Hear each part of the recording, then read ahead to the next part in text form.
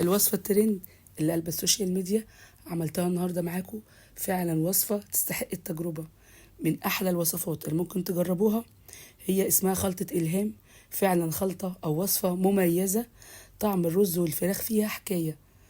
بصوا شكلها تحفة، لوحة فنية كده. للي بيدور على التغيير والتجديد مفيش أحلى من الوصفة دي. فعلا من أحلى الوصفات اللي ممكن تجربوها. يلا نسمي الله ونشوف عملنا ايه مع بعض. جبت حلة كده، حطيت فيها معلقتين من السمنة. بكون محضرة بصلاية وسط كده، متقطعة صغير أو مبشورة. تمام. بنزل بيها كده على السمنة. أهم حاجة في الوصفة دي خطوات هنعملها مع بعض عشان تطلع مظبوطة، مقاربة للوصفة الأصلية. تمام. أول حاجة نزلت معلقتين من السمنة، بنزل بعد كده ببصلاية وسط متقطعة صغير أو مبشورة.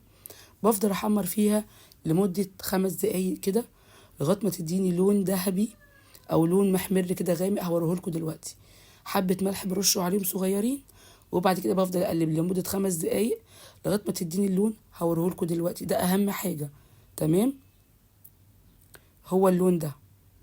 تمام، دي اهم حاجه عشان ده اللي هيديني اللون للرز وللفراخ. بنزل عليهم كده بفصين توم، بشوحهم في قلب البصلايه.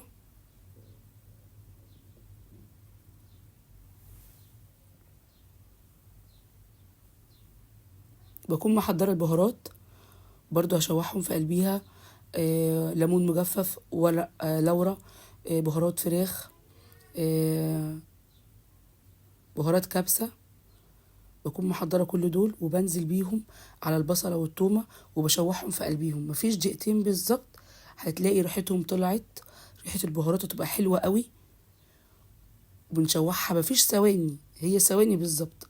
بشوحها لمدة ثواني كده. بكون محضرة، أنا عملت الوصفة دي بوراك أو بفراخ المتوفر عندكم أو لحمة. هي بتتعمل بكذا حاجة الموجودة عندكم. أنا جبت وراك غسلتها كويس وصفتها، ونزلت بيها على البصل والثوم والبهارات.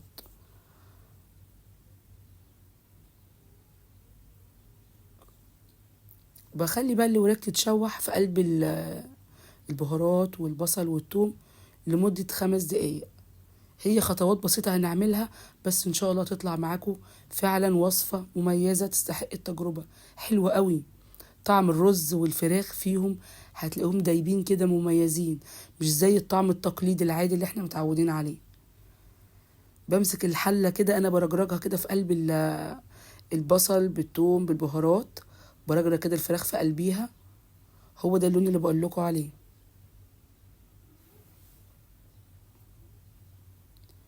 تمام. بسيبها كده لمدة 5 دقايق يتشوحوا كده مع بعض. بصوا لون الفراخ عامل ازاي. بسيبها كده لمدة 5 دقايق تشويحة حلوة كده، يتشمعوا مع بعض.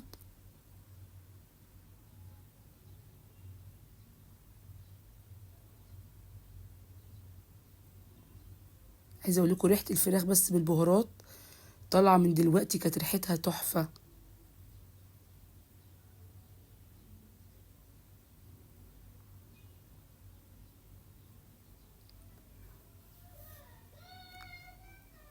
زي ما انتوا شايفين كده. جبت بعد كده آه نزلت عليها بمعلقتين كبار من الصلصة المعلبات.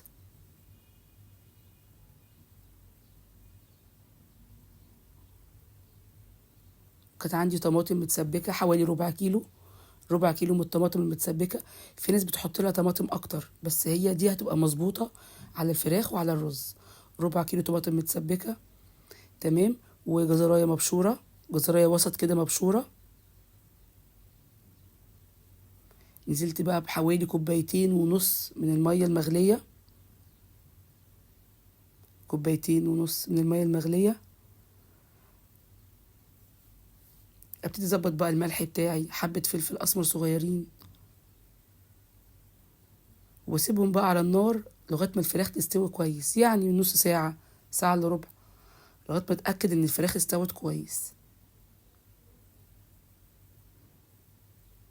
حبة ملح، حبة فلفل اسمر، بس مش اكتر من كده.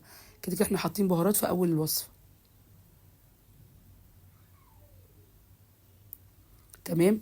بسيبها لقد ايه؟ بسيبها نص ساعه، يعني نص ساعه، ساعه الا ربع، في الرينج ده كده، لغايه ما تلاقوا الوراك كده فصلت من تحت كده. كده تمام. لازم الوراك تستوي كويس قوي، هي كده كده اصلا في الوصفه دي بتبقى مهريه.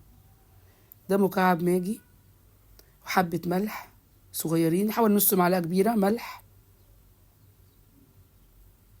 بقلبهم بقى كويس وبسيبهم بقى شويه كده مع بعض. طبعا انا كنت جايبه عاملاها برز بسمتي، ممكن تعمل برز مصري عادي مفيش مشكله. غسلته وسبته يتنقع لمده نص ساعه.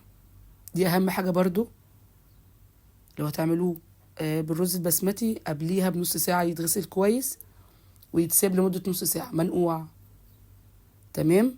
ولو رز مصري برضو مفيش مشكله، لمده نص ساعه. وبعد كده بصفيه.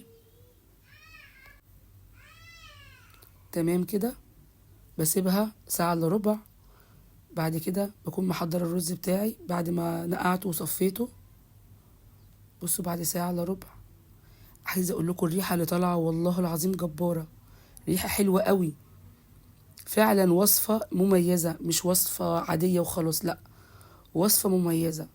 جبت الرز وصفيته ونزلت كده بيه على الوراك، بظبطه كويس بقى في قلب الشوربه الحلوه دي. طبعا مظبطين الملح، مظبطين كل حاجه. وما تقلقوش الميه مش كتير، الميه تبقى مظبوطه عليه باذن الله على قد بالظبط. لازم الوراك تبقى باينه كده، يعني ما نبقاش مكترين الميه قوي. يعني هو كده هيبقى مظبوط، الميه بتاعته مظبوطه، كوبايتين ونص من الميه المغليه، تبقى الوراك باينه كده من الميه. تمام. بسيبها قد ايه؟ يعني نص ساعه او اقل لغايه ما الرز يستوي. طبعا الفلفل ده حسب الرغبه، بس بيدي طعم حكايه. فلفل حراق ده حسب الرغبه، بس حكايته فعلا طعمه حلو قوي.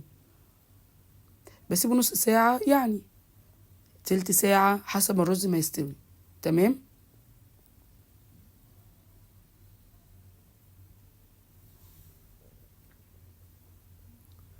بصوا بقى المنظر الجميل ده، والله ولا اروع من كده، مفيش احلى من كده.